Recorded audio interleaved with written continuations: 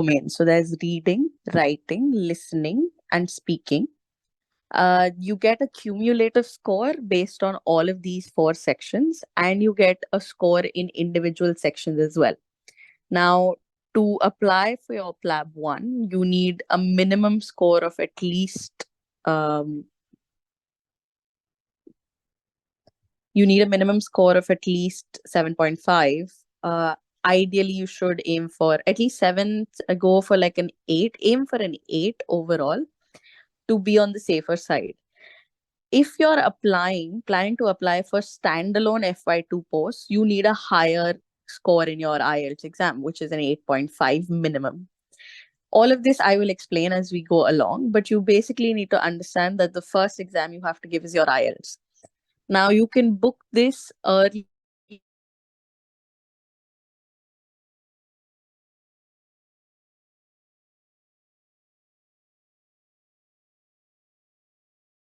You have to do the entire process of PLAB 1, PLAB 2, and GMC registration within those 2 years. Now, because of COVID, we did have some leeway when it came to the IELTS validity. For some people, they did extend it to 3 years. Again, now this is very variable. Going forward, they may or may not do this. So you have to plan this out accordingly. Because I'm sure a lot of you know that getting PLAB dates is getting tougher. So it's harder to find the dates now. So basically, sit down and make your timeline, figure out when you want to give your exams. Um, an alternative to IELTS that a lot of my friends ended up giving is called OET. Again, OET has the same four domains, but the language that you need to know is more medical. So the friends that I spoke to, they told me about their OET experiences, and they said that it's very much similar to an OSCE, especially in the speaking part, because it's easier for us to speak in medical English than it is the level of English that IELTS generally require. Because the IELTS that you give is an academic version, which is tougher than a general IELTS that most people give for their visas. So again, figure this out on the basis of your personal strength and command over the language. If you think that your English is not great, if you still struggle to speak, if you struggle with writing, which is where most people genuinely struggle with, because writing in IELTS is very meticulous. They have scoring systems, and there are certain expectations that they have from your essays and um, your graph descriptions and everything. So the writing part is tricky. If you think you're not good at writing, go for OET. It is more expensive, but it's easier than giving IELTS twice or thrice, as I've seen a lot of people do in the past. So have a reality check, decide for yourself that are you confident enough with your English, and decide your exam accordingly. Once you've booked your IELTS date, how do you prepare? So I'm basically going to show you guys my drive and all the resources that I used. So for IELTS, there are Cambridge books that they give you. You just need to go on Amazon and put in IELTS Cambridge, and it'll show you all the generations of books that have been published. So now what these books have are practice tests, and this is what you need. You need to practice for IELTS in a timed setting, because that is also something personally I struggled with. And my English was not bad to begin with. But when you're put in that timed setting and you have to write an essay, it gets tricky. With IELTS, when you register for it, they will give you one of the Cambridge books as well, the most recent one. But I bought one, like a previous edition, for myself for extra practice. There are other online resources available as well. If you go on YouTube, there are a lot of channels that give tutoring for IELTS, all for free, all online. I did not do any courses. I did not pay anything extra other than the exam fees, because I didn't see the point in it. There are so many IELTS resources already available. that you can just look it up on YouTube, find something that you're comfortable with, because every IELTS tutor on YouTube has their own way of teaching. But what you need to pick up is something that fits your way of writing and reading and listening. Coming to the speaking bit, just get a friend to sit in front of you, pick up topics for speaking over like past papers and things like that, and just practice with them. Because funnily enough, for my IELTS speaking, I was given a topic about can you talk about like board games or something, and my friend and I had just started doing the New York Times crosswords just because it was fun and we had like free time on our hands. And this was like internship, so you need things to keep yourself occupied. So like things like that. So if you practice with your friends, if you talk to them, you can set up a Zoom call, just time yourself and do the speaking sessions. It gets much easier because the more you practice speaking, the better you get. Okay, so all of that is the IELTS information that you need. I will also share links with you guys when you fill the feedback form, so make sure you do that. I'll send an email with all the resources and blogs that I've written and things like that. It makes life easier than just throwing information at you right now. Okay, so that's your IELTS. Coming to your PLAB 1, your PLAB 1 dates depend on when you've given your IELTS. So in my year, what GMC did was they opened PLAB 1 dates right at the beginning of the year for the entire year. And by that time, I hadn't given my IELTS. Ideally, what they usually used to do before is open the dates for the first half of the year and then again open the dates for the second half of the year. So you have a little bit of time to give your IELTS and then choose your dates. Again, the GMC is uh, very, what can I say? They like to throw curveballs at you, which is very similar to if you've been studying in India for a while, people do random things. So just be prepared. In my case, I had to book a November date. I could have, when my internship was ending in May. So I'll do one thing. I'll just open my timeline and show that to you so that it's all much clearer. So, is my screen visible?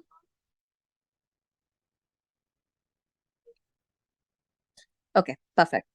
So this is essentially my timeline where in December 2021, I gave my IELTS. In May of 2022, my internship ended. Ideally, my plan should have been to give my IELTS, like book my PLAB 1 in around May, right as soon as my internship ended. But in hindsight, I'm really glad that I got a later date because this period of May, June post internship is very stressful because you're trying to figure out your state registration, you're trying to figure out how to get jobs, and preparing for PLAB 1 in all of between all of that is not something I would recommend. But if you want, there are seniors who went immediately, who didn't do their bonds. You can get an earlier date, so you can pick it up. It's up to you and how you want to give the exams. Then I did my registration process. I looked around for jobs. After I got my registration, I applied for a CMO position because I'm interested in emergency medicine in July, and I started preparing for my PLAB 1 as well. Now, coming to preparing for PLAB 1, there are a lot of resources available, and I'm sure you must have heard of them. The most common one used is Plabable. This is often supplemented by PLAB 1 keys and PLAB 1 gems. Gems are a part of Plabable itself, so you can purchase it when you purchase Plabable, or you can look them up online to see if the updated versions are available. What I did was, since I had so much time to prepare, which was around 6 months, which is a long time, I took Past Medicine as well. Past Medicine has subscriptions for Plabable and for MRCP, MRCS, MSRA, etc. What it helps for is basically build a stronger base to get your concepts clearer. And I am glad that I did that because it made me more familiar with the platform itself. Because for later exams, also, you need to end up using pass medicine. But what generally people usually do is take med revisions.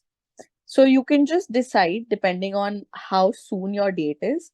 If you have ample amount of time, if you have 5 6 months to prepare, add on a second resource, especially because I particularly found the exam challenging. That may be because I was working and I had only say I had like I arranged my shifts and I got a study leave of 20 25 days. So that was the only time where I was sitting at home and preparing for 8 10 hours a day. Otherwise, I was working and preparing. So depending on your situation, figure out how many resources you can use. You don't need to use 10 resources for PLAB 1. Stick to at least like two, one or two, and do those well. Get your concepts clear, but be prepared that the exam will not be very straightforward. It's not going to be picking up questions from the question banks and copy pasting it. Because what used to happen was around 5 years, around 4 to 5 years back, there were resources that had say 3,000 questions, and the PLAB 1 questions would come directly out of that. It's not how it is anymore. It is changing because they are moving towards UK MLA, so it is getting tougher. Be prepared for that. Okay. Yeah, my PLAB 1 resources were Plabbable, Pass Medicine, PLAB 1 Keys, and PLAB 1 Gems. Coming to the mocks, your or practice tests in Plabbable, you have I think 17 mocks, and those are the most important part of your PLAB preparation because that timed setting is what prepares you for that exam. Because trust me, in my paper, we had questions that were like 1 page long, and you have only a minute to assess to read the question, to understand what they're asking, to analyze the ECG, to read the options, and figure out the answer. So it is very challenging when you're in that situation. So try to prepare yourself accordingly. I'm also going to show you my PLAB 1 uh, guide, sort of like basically what I used for assessing myself. Let me just share my screen again. Also, please let me know if it's going too fast and if it's going over your head or whatever. So I will slow down. Can you guys see my screen? Okay, perfect. So now this looks very complicated, but trust me, it's not. It's just an overview of all the how I studied for the exam. So these are all your subjects. You have medicine, surgery, obs and gynae. It's mostly a clinical exam. Preclinical would be clinically linked. So when it comes to say orthopedics, you would have anatomy. For neurology, you would have nerve involvement, things like that. So now these were basically I use gems keys for revision. So the number of gems, if there were any keys, the number of questions in past medicine, the number of questions in Plabbable, and this is basically a brief overview. And then these were my revisions, and did I do the gems again, things like that. Ideally, had I had more time, I would have again gone through all my mistakes and tried to figure out where I'm going wrong. Anything that I was going wrong on, I went back and made sure to go through it again. Okay, coming to the mocks. Now, as I said before, the mocks are the most important part. So I started off somewhere around 65%, and then I ended up around 80% or 77 because I was very sleepy. So basically, the point of your mock is not the percentage that you're getting, it's figuring out what you're bad at. So with every mock, I would basically note down which subject or which category I need to revise. And specifically, if I was getting the same questions wrong again, I would just write down the fact. So suppose for the first mock, I was struggling with hemat, genetics, because genetics is the whole the list of autosomal dominant, autosomal recessive. It's just mugging. So the more you revise, the better you get. Then for psychiatry, urology, palliative, etc. So I did this for most of my mocks, and basically it helps you figure out where you're going wrong. Then I made subject wise sheets. So for instance, for anesthesia, I use Plabbable as my main source, and I wrote down all the questions that were being asked. These were notes that I added from past medicine, which in hindsight I never looked at again because I didn't have the time for it. But if you do, you can go through and add on your notes from past medicine or med revisions, whichever your second resource is. So basically, it helps you categorize what is your high yield. So when I sort my list from Z to A, I know that the day before my exam, at least the most repeated questions are something I need to do. Because it's high yield, that's where they're asking stuff from. And the same for anatomy, breast, urology, general surgery. And you can see I stopped adding notes because I realized that I wasn't studying them. So basically, it serves the purpose of telling you what is high yield. You can do this while you're preparing yourself, and I would highly recommend that because it helps you get a very nice overview of what you're struggling with and how you can improve. Okay, so that's PLAB 1. PLAB 1 is an MCQ. I'm sure you know this is an MCQ based exam, but the main issue with PLAB 1 being that you have to circle, like it's a pencil and paper based exam, which is very rare now. So be prepared that you need time to bubble the options and things like that. Don't leave the bubbling till the end. And yeah, that's it. So my top tips for PLAB 1 are: have a strategy going in, pick your resources early and stick to them. You do not need to know everything in the world, but your concepts need to be clear. Be prepared for the exam to be tougher than you expect it to be because, well, it's an exam. That's how it's supposed to be. Other than that, practice, give as many mocks as you can. I couldn't give all. If it were up to me, I would have given all 17, but I think I gave like 14 or 15, which is fine. So give as many mocks as you can. Plabbable also offers a crash course, as far as I'm aware, that I didn't sign up for because I didn't feel the need for it because I thought I was prepared well enough. But my friends who actually ended up signing up for those really enjoyed and found it to be quite worthwhile. So if you're struggling, if you have less time, consider that as a possibility as well. It helps with like brushing up all your information at the end. Okay, that's PLAB 1. Now, after my PLAB 1 result, I could book my date for PLAB 2. The PLAB 2 booking dates is a little weird because there is like a queue that they enter you in. I think they've started doing that for PLAB 1 as well now. But they enter you in a queue and then you can basically just pick whichever is the earliest date available. So I got a date of May. Uh, I think people ended up getting March and stuff as well. But again, in hindsight, I'm very glad I didn't get March because then it would be cold here, and I was not looking forward to that. So again, I got my PLAB 2 date as May, and I started preparing for my PLAB 2 again as soon as I got my dates because I had jobs to do at that same time. So I'm just going to go on my PLAB 2 guide. It's just easier if you have something to look at. Okay, so that's my PLAB 2 timeline. So after I got my PLAB 1 result in November, I booked my PLAB 2 date, and then in December we made a group of 5 people and we signed up for Samson's course. We signed up for the online version, but basically with the online version you can attend the offline version as well. So I don't know why they have this discrepancy, but anyway. Why I particularly chose Samson was because they offer 3 mocks. It's the only class that offers 3 mocks.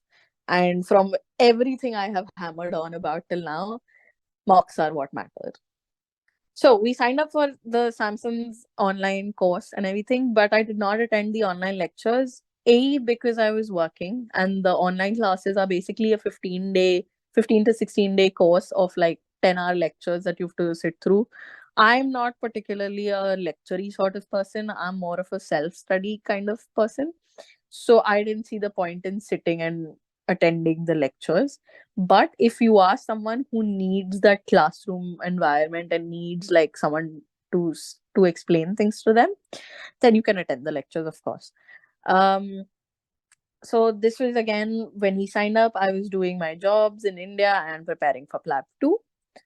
Now, how was I preparing? Now, there's also like a guide that I've made for academies. If you're in that phase, you can choose which academy fits your uh, requirements. These are all from like feedback I've got from speaking to friends and people about whichever academy they joined. I'm still adding more information as and when I find things out. So take it with a pinch of salt. Coming to my approach to preparation, while I was in India, I started off with getting Aspire notes printed. Aspire notes are basically scripts, so it becomes very easily to brush through, especially if you're at work.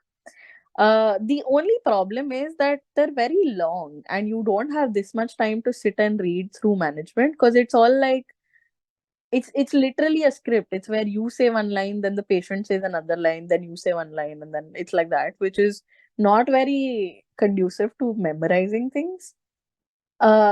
But there are some parts of this exam where you have to learn, say, the management. So for that part, I added onto my Aspire notes with Moshobi's notes.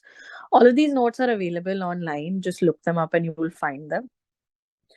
Aspire notes are a very easy place to start because it helps you figure out what sort of a conversation do they expect. It works for some people, doesn't work for some people. If you think it's too basic, then you can just do Moshobi notes, whatever you prefer. Um, I didn't start practicing with partners while I was preparing in India because I wanted to just go through my materials first. Again, as I mentioned, I'm more of a self study person. And my plan was to start practicing when I went to the UK. You can obviously start practicing earlier. The more you practice, the better you get. Again, the main thing I would hammer into you is it is not an exam of knowledge. Do not memorize scripts. You cannot memorize that the patient is going to ask me XYZ question and this is the answer I would give them. Like it has to flow like a conversation. It has to be like you're actually seeing a patient in a clinic, which is hard if you haven't got any experience post MBBS. If you're going directly from internship to giving your PLABs, it can be a little tricky, especially if your internship was mostly just doing blood collections and catheterizations and all of that stuff. So you might need more practice. But take a call for yourself, decide how confident you feel with history taking and talking to people, and practice accordingly. Now, after moving to the UK, we went to the UK in April. So you can see in April we flew to Manchester and we were living in Manchester itself. Um, this was the main time that is the most important part of your PLAB 2 prep. Again, I didn't attend any of the lectures offline because, as I mentioned, I already knew the material, so I didn't have to sit through the lectures. What I did though, and I would diligently recommend it to everyone, is practice. Practice with as many people as you can and as much of a variety of people as you can. So after I moved to the UK, I did not use my Aspire notes. I switched to computerized Noanica, which are Samson's classes notes. Basically, they're a lot shorter and briefer, so it's quicker to go through. Because when you're practicing, you don't need to see the scripts. You just need to know if the points, the main points of the case, suppose it's a MI patient. So you need to know like you have to give them aspirin and things like that. So these are like one word things that you just need for like a quick thing to pick up in each other's practice. So for that, computerized Monica is great. Another thing I would highly recommend doing, which I did, was created one-page summary notes for each of the subjects. Now, say for gynecology, I've made a page that was just like the approach, how I would take the history and just write the title of the cases. So, for instance, if I'm writing PCOS, I just wrote the list and wrote the main points that I would keep forgetting in management, because that is basically the only learning bit that you need. I will try to find these notes. They're back home in India, so I'll ask if my mom can send them over and add them to the resources. For prescriptions, I created a cheat sheet, which was basically something I can show you.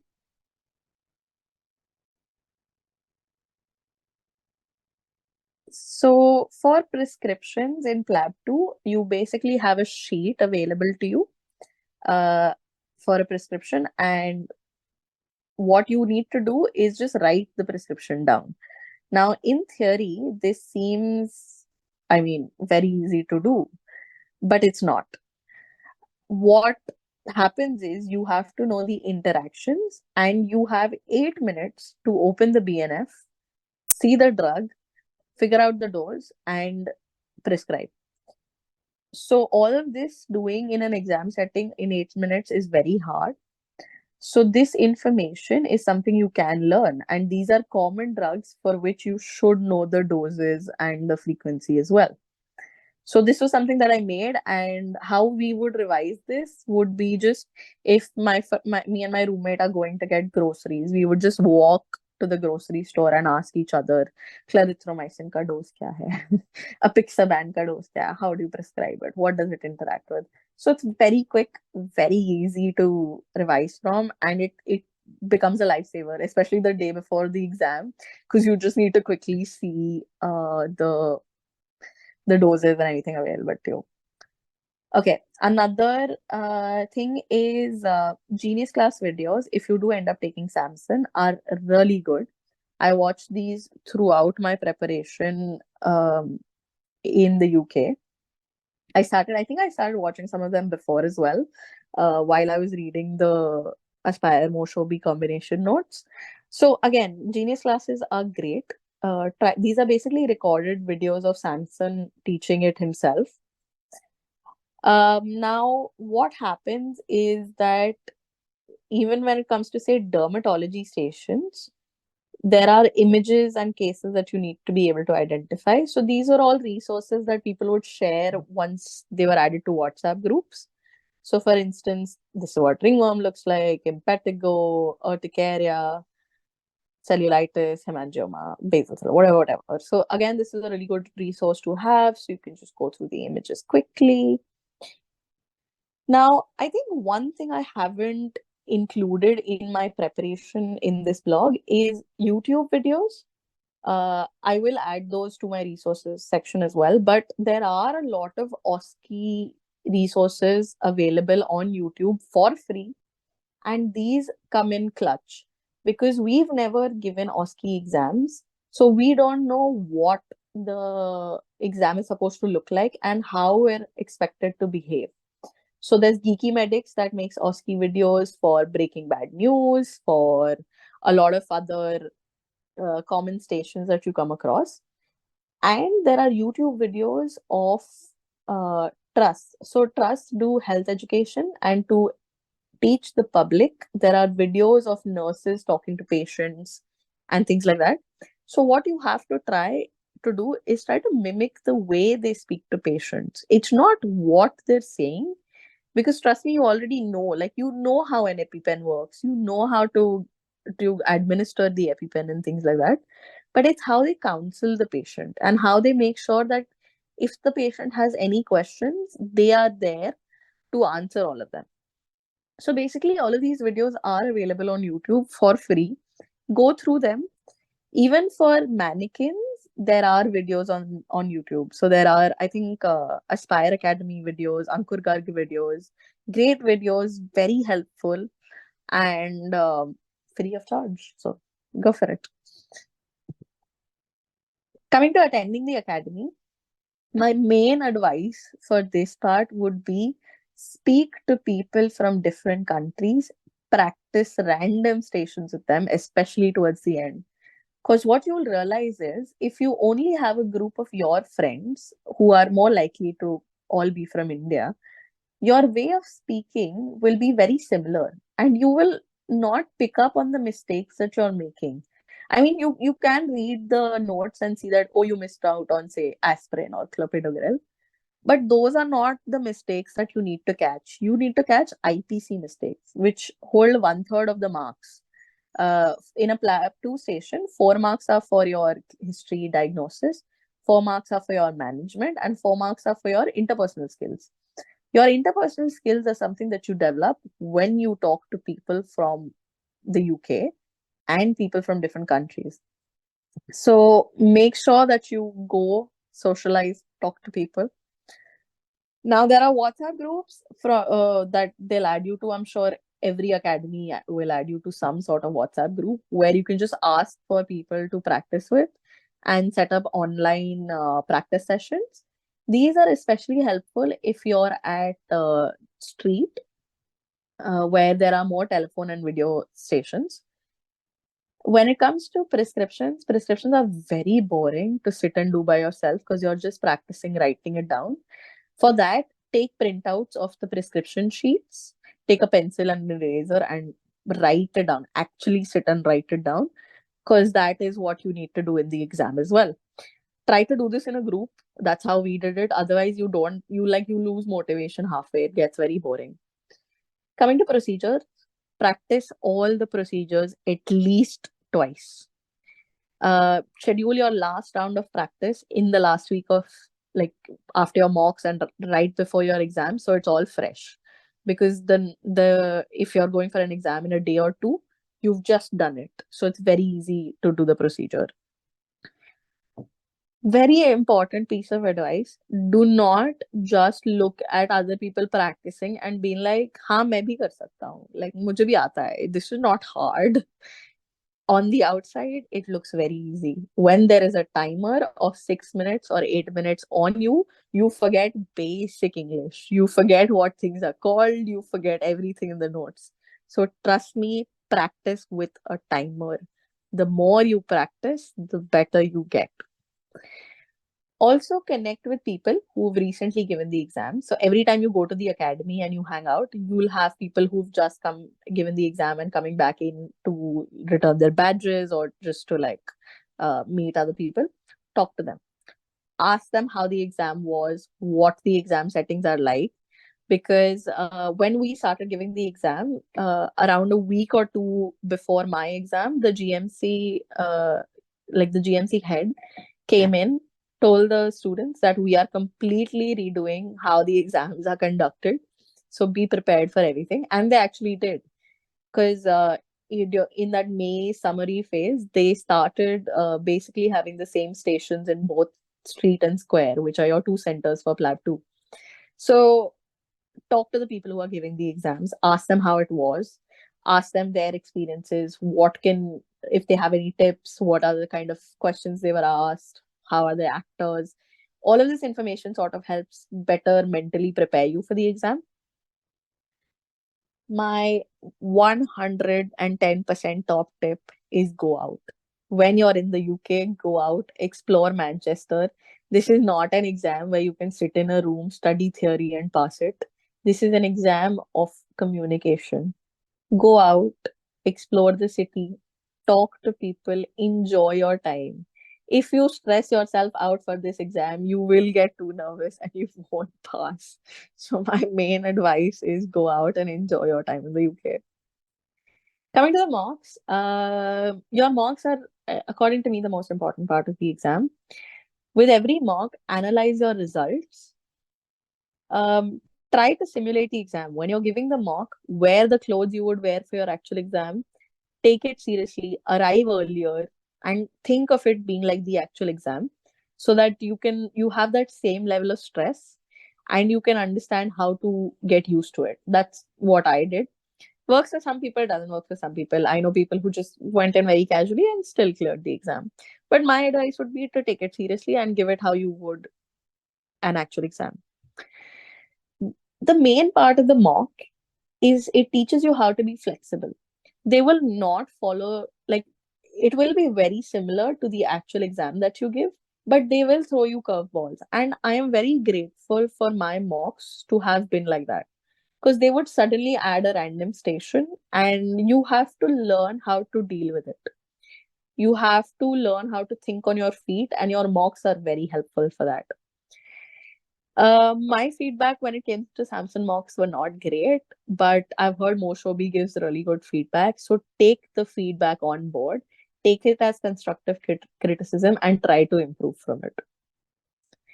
Again, now there are two test centers. There's Hardman Square and Street. All of this information will be much more relevant once you have booked your exam and everything. So not going into too much detail. Exam day tips: get a good night's sleep, pack your bag, reach early, have a good breakfast. And reaching early is really important because it's hard to figure out where the entrance of your exam is. So don't get lost. Go early, sit there, practice there if you want. Um, Talk to people at the exam center. It really helps calm your nerves because there are people coming from all across the world. So it's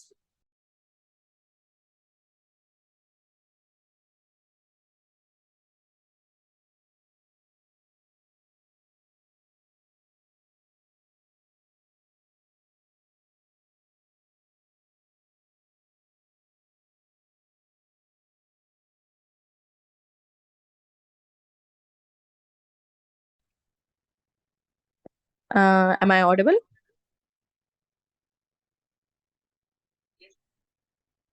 Okay, perfect.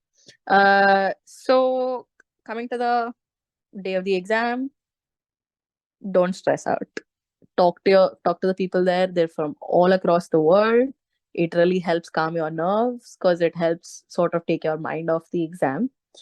And drink water, have a cookie, use your rest stations, cry if you need to. I've heard stories of people going in a rest station, crying their eyes out, and then acing the exam. So it's okay. No one's judging you for being vulnerable and scared or whatever. So enjoy it. Whew, okay. That is your PLAB 2. After your PLAB 2, when you all clear it, and I'm sure you all will, you have your result that takes around a month. Before it used to take like 2 weeks, but because so many people have been giving the PLABs, the GMC has been taking longer. So for me, it took a month. I got my results on 13th June, and the GMC registration process took around a month. So I think I got my registration on the 16th or the 18th of July. GMC registration process, again, they ask you to send in a set of documents. This will be your, okay, I can stop sharing so you can see my face. Okay, so GMC registration again can be very straightforward or it can be tricky. The GMC asks you to fill in a form which has all your details. They ask you to give 5 years of your experience. So basically, you tell them, I worked here. Uske pehle I had internship. Before that, I had medical school, etc., etc. And your internship follow has to follow a pattern which meets the criteria of the GMC. For most of us, our internships will meet the criteria. If not, just look it up before. What are they expecting? And you just need to upload your internship completion certificate and add all the dates in the form. It is quite cumbersome because you have to add individual dates. Another thing that some people struggled with was during COVID, especially, people were expected to start working before they got their registrations. Do not do this. It becomes a big headache. Just a second, I'm getting another call. Okay, please excuse me for a minute.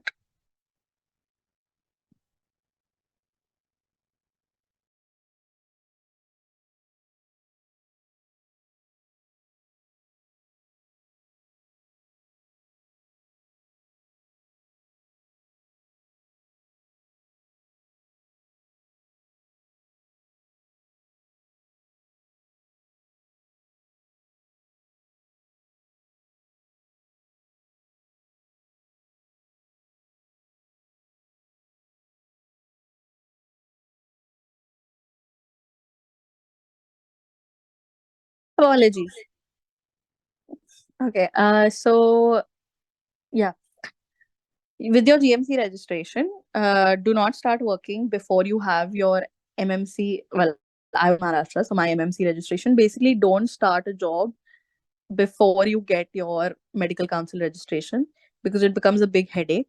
They then ask you to fill like a Gen 1 form and you have to justify why it was done. Your college has to justify that you were allowed to work without a registration. Then your university has to give a response that you were allowed to work without a registration.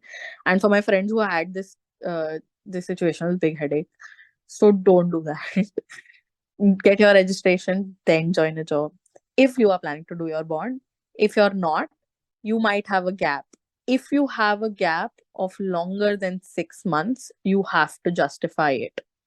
You have to tell them if you're, what you were doing in this time. Because their idea is that once you are a graduate, you are a functioning adult, you have to have a job, you have to have some earnings to yourself. So that gap has to be explained. And since it's a clinical gap, you start forgetting things. You start forgetting how to function in a hospital. So be very smart about your answers if you do have a gap. Tell them you were studying or preparing for an exam or something like that.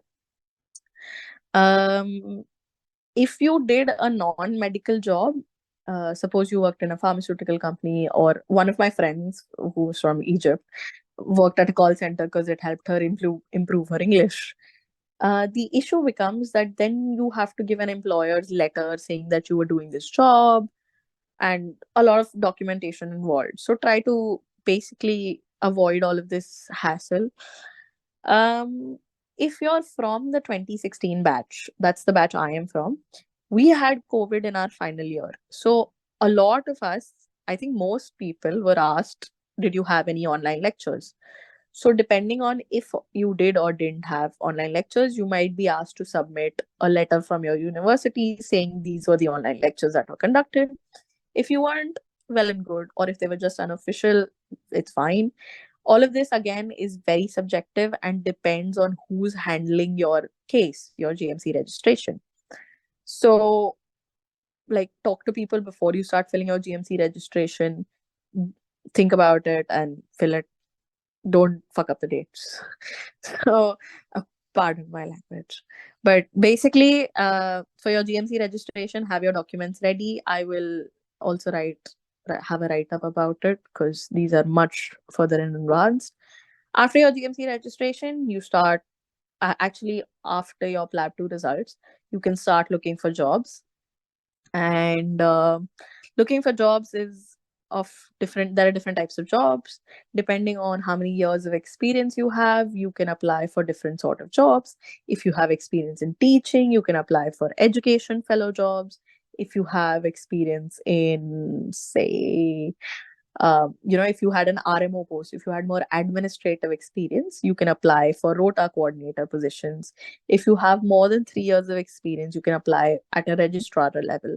So again, it depends on your particular situation and the jobs you can apply for.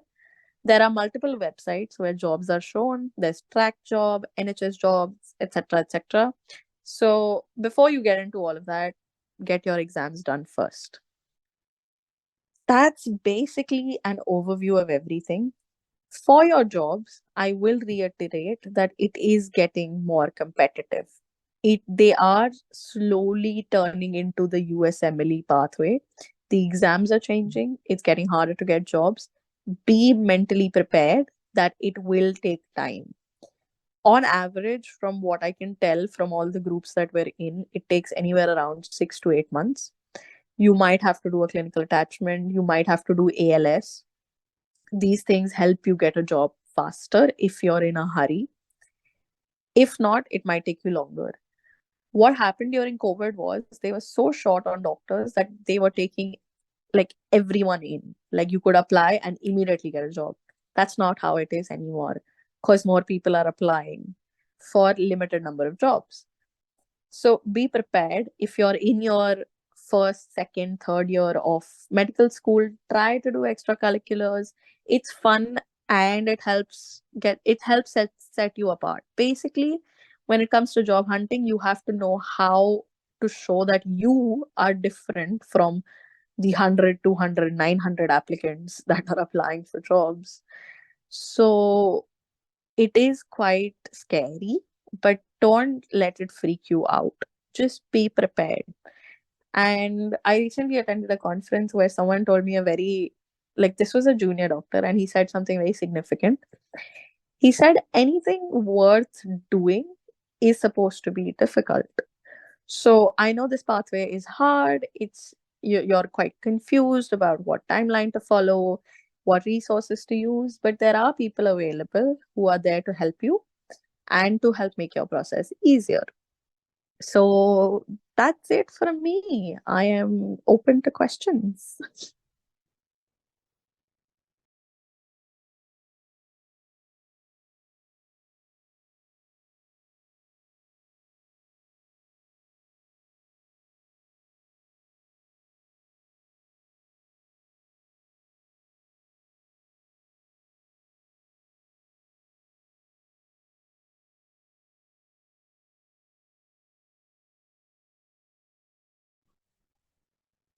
Thank you, ma'am.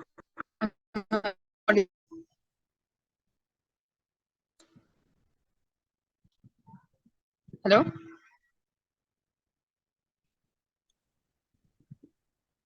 Um, I think your voice is breaking. Oh, okay. Just a second. Am I audible?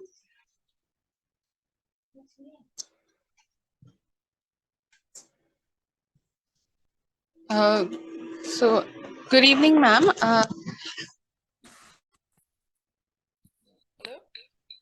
Go on, go on.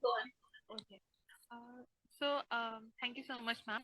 Ma'am, actually, I wanted to ask if someone is I'm currently in my second year of MBBS. So, how do you think that I should proceed, or someone who is in their early phase of medical journey, not exactly a post intern or in their final year? If someone in the second year, how do you think we should plan about PLAB, and what's exactly the time at which we should say this is now a time where I'm doing my PLAB related PLAB one specific studies?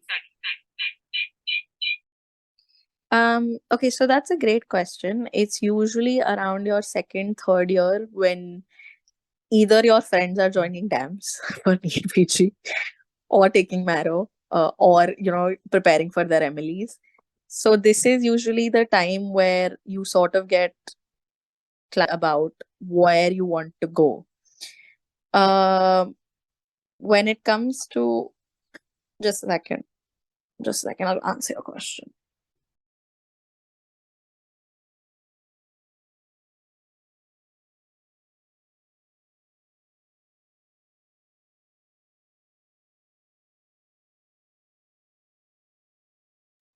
Hello. Okay, so around your second, third year is when you get a little bit of clarity about what you actually want to do. And it is a good time to start preparing, not for the exams, because your PLAB exams are basically the core concepts of what you need to know for your PLAB exams are what you learn during your MBBS. It's not anything too hi-fi. It's not like NEET PG where they're asking you random facts and about random years. It's a very clinical exam. So in your formative years, the advice I would give you is attend your postings, because the questions are more case based. Um, Take an interest, do your extracurriculars, try to get involved in audits, in research, in teaching, try to attend conferences, basically have fun and explore what you want to do. Because for PLAB, it's not really a rat race where you're entering. It does get competitive when you start looking for jobs, but during your exams, it's not that, it's not a competitive exam. It's a pass fail exam. It's a licensing exam. But if you're planning for jobs in the future, and if you already know which specialty you like, start working in it. You can start making your portfolio. You can start connecting with, make your LinkedIn profile, start connecting with junior doctors in the UK, see the kind of stuff they're doing, the conferences they're attending. If there are online opportunities, try to get involved. So when it comes to PLAB in your earlier years, I would just suggest focus on what's being taught, make your concepts clear, attend your postings, and do your extracurriculars. Do things you enjoy. Don't just do it for the portfolio. Try to figure out what you actually like.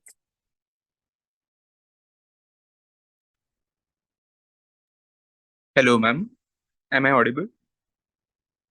Ma'am, I wanted to ask that why did you choose UK? Because there was also an option of USMLE, which is almost the same, which has almost the same difficulty like the UK has. So why did you choose UK? That's a great question because my mom wanted me to go to the US, but I had to fight with her and be like, "नहीं मुझे UK जाना है." Jokes aside, the real points were I made a pros and cons list between the US, UK, and India. Because trust me, all of these exams are very doable. If you are a medical student, you can clear any exam that you want. That's not something that's too hard. Why I chose the UK particularly was because of the specialty that I wanted. I am interested in emergency medicine and interventional radiology. Both of these specialties are nearly impossible to get in the US. Most people who go to the US want to do internal medicine, family medicine, pediatrics. Very few actually want to do like surgical branches because it's very hard for IMGs to get those. And surgical branches, emergency medicine, radiology, these are very hard to get in the US. Secondly, I love to travel. So I'm going to be very blunt about it. I like the work life balance that they give you here. I like the proximity to Europe. I want to see the world. And with the US, you do earn more, but you also have to work more to earn that much money. Taxes are less, but again, do I want to be in a private healthcare system is something I had to consider. So, what I would recommend is and also, I didn't particularly have family anywhere. So one option for me would have been Canada because I have like cousins there, but they don't take in IMGs. So again, sit down, make a list for yourself, do the pros and cons, look at your own situation. Do you have family here? Do you have family in the US? Is that a priority for you? Do you want a specific specialty which is competitive but is still doable in one of these countries? Do you want do you want to join a healthcare system that's public, that's private? Do you want social security? Do you want a Ferrari? It really boils down to that at the end of the day. Or do you want time? It's basically a question of, do you want time or do you want money? So yeah, sit down, make your list, and you can figure it out.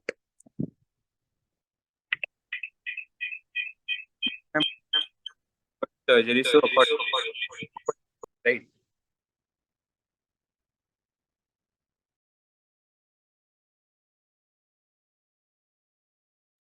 I couldn't hear you. For now, my mindset is towards surgery. So according to you, I should go for UK, right? Again, this is up to you. I have someone from my very immediate friend circle who wants to do surgery in the US. I don't know, like she hasn't applied for her match yet, so I don't know the prospects. Again, I have not applied for radiology yet, so I don't know. But I know surgery is doable and gettable in the UK. Again, I know it's very competitive in the US, but she has always had her heart set on the US. So that nothing is impossible. But if you want the path of least resistance for a surgical branch, the UK is easier. Uh, but again, keep it in mind that the amount of cutting you get in India is way more. Like in the UK, there are patient safety is the priority, and in India, it's not. Like, we'll be honest, no one cares, especially if you're in a government hospital. So your hands-on will be a lot more in India. So I have surgical residents who've done their MS surgery from JJ because JJ is supposed to be very good for surgery, and are now coming to the UK after passing their Royal College exams. So sit down, read up about the pathways that are available to you, and then pick a call for yourself. Because I know people doing all of these things. So if you ask me, it's up to you. Thank you, ma'am.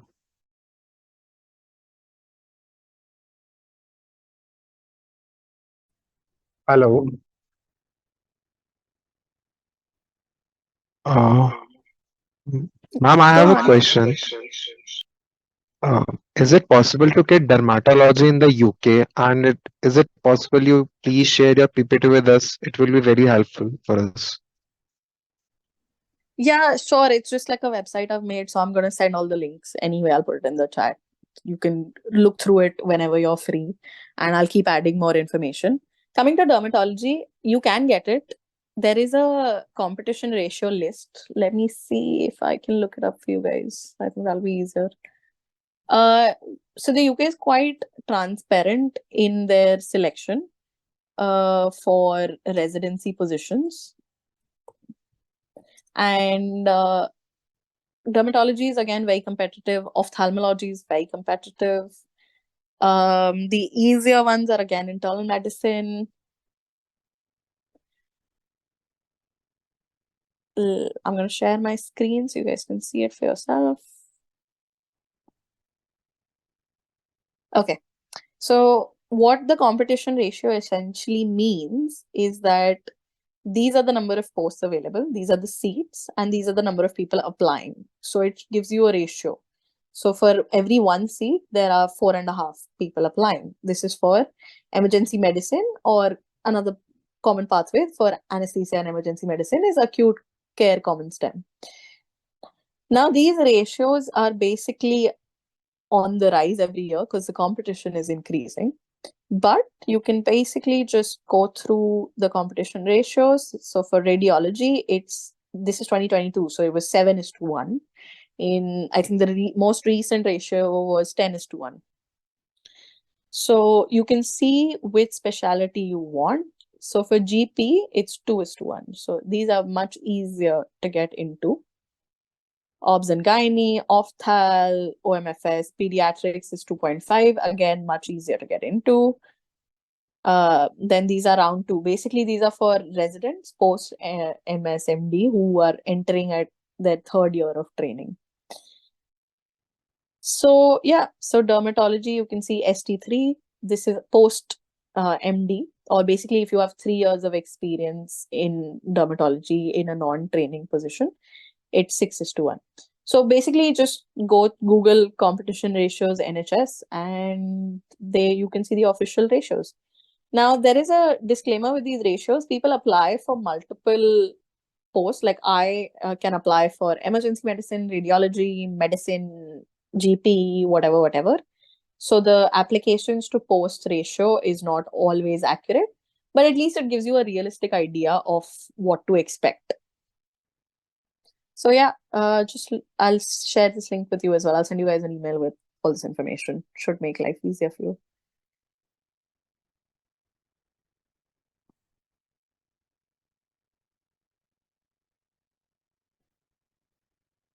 Good evening, ma'am. It was really an informative session for us. Like you have told us the pathway towards having a GMC registration and have a job in UK. So I was just asking, is there any number of minimum years that we have to practice as a general practitioner, and then we can go for post-graduation studies? Like we know how to go for like GMC registration and have a post, but what about if we are planning to do higher studies like post-graduation in the UK? Okay. So for getting a job in the UK, you don't need any postgraduate experience. There are fresh graduates, my seniors itself, who went right after their internship. They didn't choose to do the bond. To get a non-training post, you don't need like postgrad experience. To get into PG, that is a training post, you need to get your CREST form signed, which is basically a form that says you're equivalent to a UK graduate and can enter into training now. In the UK, internship is for 2 years. So if you've gone right after internship, that means you need to work in the UK for a year to get your CREST form signed. If you do a year of work experience in India after internship, you have 2 years of experience, and then you can get your CREST signed and enter into training. So it's basically a year because their internship is longer. It's up to you if you want to work in India, or if you want to give your exams faster and go to the UK quicker to understand the system and build your portfolio if you don't have a bond. So things like that. So it's up to you. You just need 2 years of postgraduate, like post MBBS work experience. Just may say 1 year is your internship, 1 year you can work here or in the UK.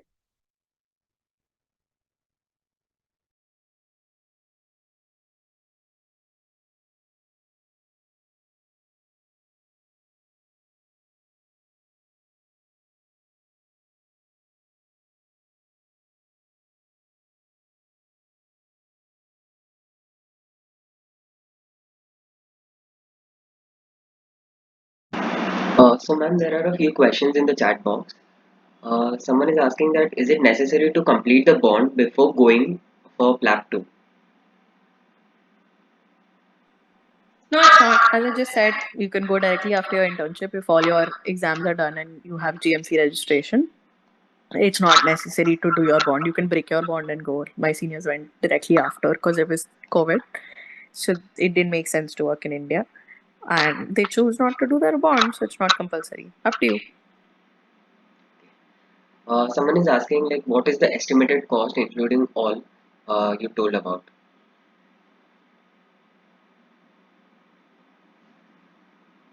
So the cost involved is quite subjective, but I'll give you like a general gist of how it works. You have the cost of the exams itself. So you have the cost of PLAB 1, PLAB 2, and you have the cost of your stay in the UK when you're preparing for PLAB 2. Other than that, you have the cost of your academy, and you have the cost of GMC registration itself, because you need to do something called as epic verification before your GMC registration, which basically is what is the parallel to the USMLE, where they do something called ECFMG certification. That is what epic is for the UK. That costs £100, $100 to open the account and $100 to get your degree verified. Then your academy can cost anywhere between 400 to 700 pounds, depending on which academy you choose. And if you have a group of people, you'll get a discount or whatever. Coming to your stay in the UK, most people come a month. I came 40 days, whatever, 30 to 40 days. के पहले people come. That cost will have to include your stay. So your stay can either be in an Airbnb. Me and my friends got an Airbnb, or you can get like a room, like a house share, or you can get like not hospital accommodation, but you can sort of try to find other alternative accommodations available on Spare Room or Zoopla. The cost of this will be anywhere between 500 to 700 pounds, 400 to 700. Basically, it depends on how long you stay for. So, for private accommodation, there's a daily rate. If you take a twin sharing room, it can be 16 pounds a day. If you take a single room just for yourself, it's around 30 pounds a day. So, basically, you can figure out whichever works out cheaper for you. Then your flight to the UK and back, that will be depending on how early you book it, how early you apply for the visa, anywhere from 40,000 to 1 lakh. Your visa application costs 10,000. Your 10,000 rupees, again, not in pounds, so anything in thousands is rupees. What else? You have your clinical attachment. So my clinical attachment had an administrative fee of 150 pounds. Then coming to like your food and travel, I like to travel. I traveled quite a bit while I was here. So you can basically just figure that out. Food on a daily basis, if you eat pretty frugally or if you cook by yourself, can be anywhere between, like, groceries for a week, I think costed us 20 pounds between the two of us. Can be cheaper, can be more expensive, depending on your taste. Again, now all of this is very subjective, but I'm just trying to give you a gist. Your clinical attachment might cost you a bit. Again, then your accommodation during your clinical attachment, if you're planning to do it. If it's hospital accommodation, it's cheaper. If it is an Airbnb, it might be slightly more expensive. Accommodation can be anywhere from 400 pounds to 800 pounds or more if you want like a nicer place, fancier place. So basically, I think sub mil ke around 8 to 10 lakhs on average. But basically, sit down. All of this costs are available online. Like you can see how much PLAB 1 costs. PLAB 1 is I think around 250, 300 pounds. PLAB 2 is around 700 pounds. I don't remember. It's been a while for me. But basically all of these costs are available online. So you can sit and budget it out for yourself. Someone is asking, so do we have to pay the amount of bond since it is broken? Yes, of course you do. You can pay the entire 10 lakhs if you don't want to work. I did 8 months of my bond and I paid around 3.5 lakhs for the remaining because I got my PLAB 2 dates. So it's not like I was going to take a later date. A lot of people ended up doing that. A lot of people chose a later date so they could finish their bond and go. Up to you. If you want, you can pay it off. If you don't want, you can finish the bond and then leave. Someone is asking, will we get stipend while doing PG in the UK? Yes, of course you do. You get paid.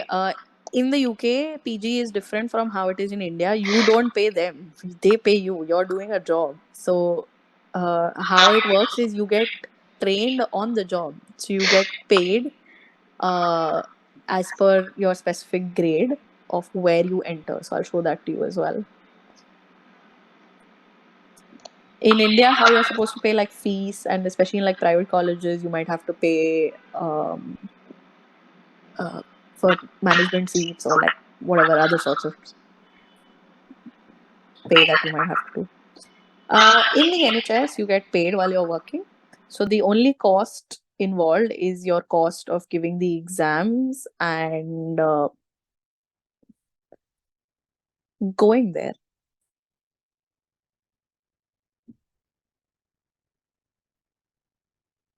So I'm going to share my screen again. Again, all of this information you just need to Google. Like the UK is very transparent about information. So these are basically pay grades when you are in specialty training. So in foundation training, you earn anywhere from 32,000 pounds to 37,000 pounds.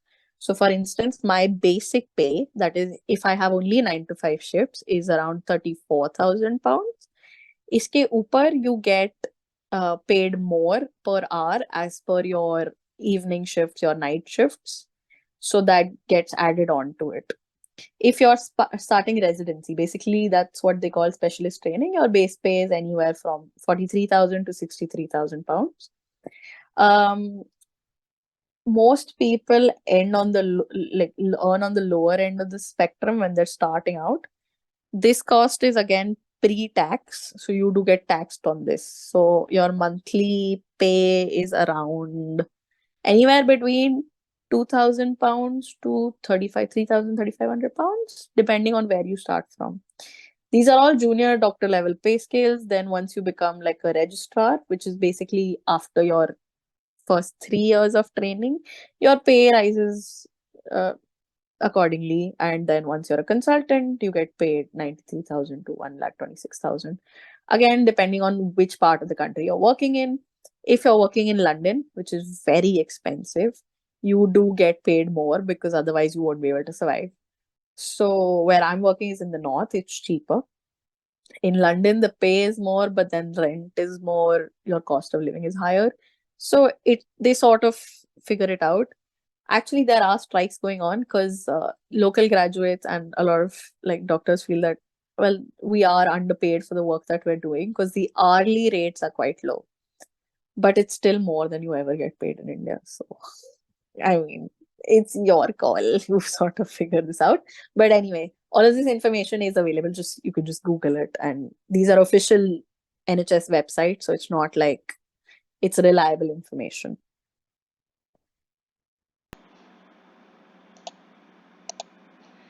Someone is asking, is it better to choose a surgical branch here in India or the UK, considering the working hours and the money aspect?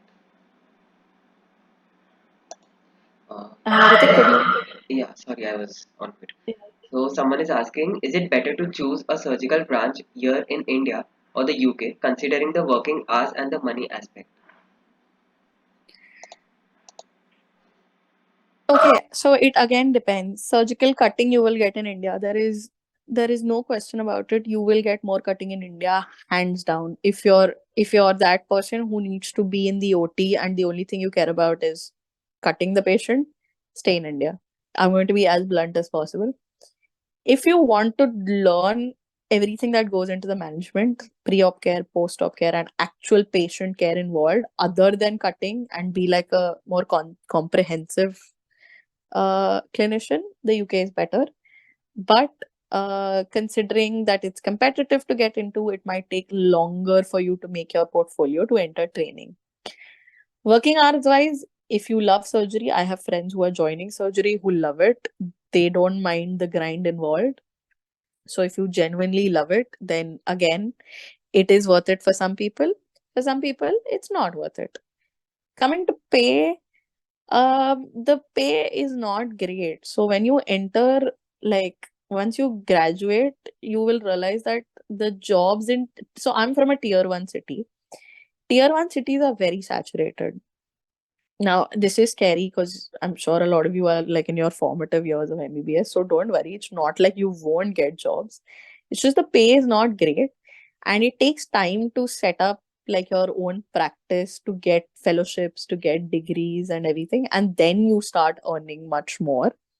So these are like very practical, real life, considerations you start having once you start earning. So yeah, depending on the pay, if you're okay with it, if you don't really have a family to support, and if that money that you're earning is just for yourself, India's fine as well. If you want to have extra, it's always nice. And if you don't have responsibilities, even in the UK, I know a lot of people are now complaining that the pay is not good. These are the people who have responsibilities, they have families, and it's hard with childcare, which is very expensive in the UK. So if you plan on having a family early, if you need to have childcare support, if you want to have, because your cost of living in India is much lesser. Having a child is much lesser in the UK. Now, I'm sure none of you are thinking about all of this, but these are considerations you start taking in, like you start considering, because like 10 years down the line, do you want to be here and pay for childcare, or would you rather be back home? Like, because medicine is a long profession, so you have to think about it like that. So for cutting, if you love it, if you love the grind, you can stay in India, but be prepared that the pay initially is not great. Uh, Simultaneously, in the UK, surgery is very competitive to get into. Be prepared that it will take longer for you to enter residency, but your pay is obviously like better. So sit down, take a decision for yourself.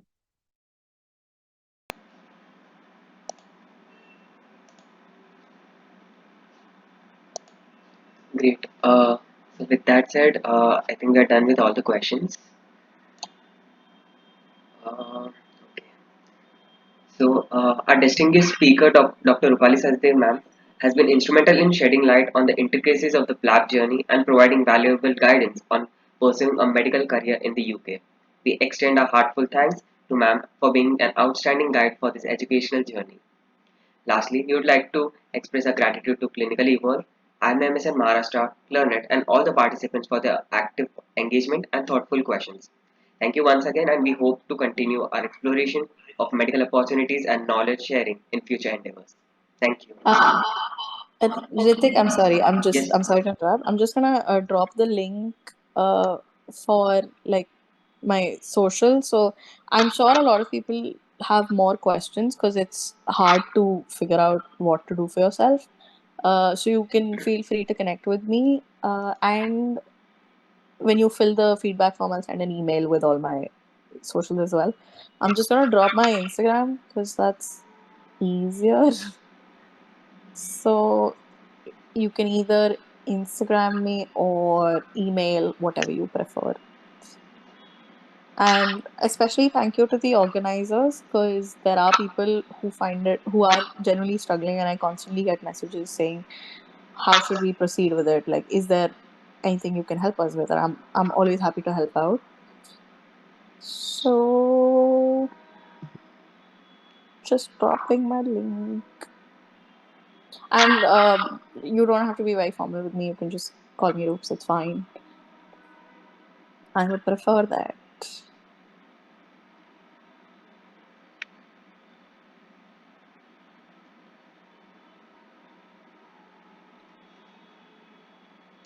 So yeah, drop me a message if you need any help. I'm happy to help out.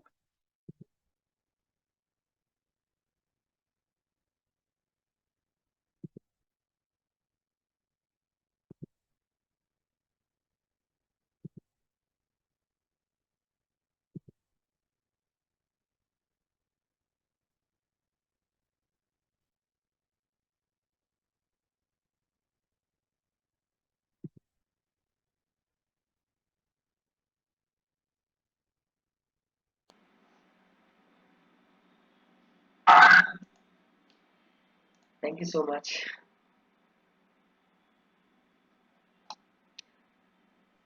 Thank you so much, everyone. Thank you for your valuable insights. Hoping to meet you again on this platform very soon for any other next sessions. So with all your due permissions, we'd like to conclude the session over here.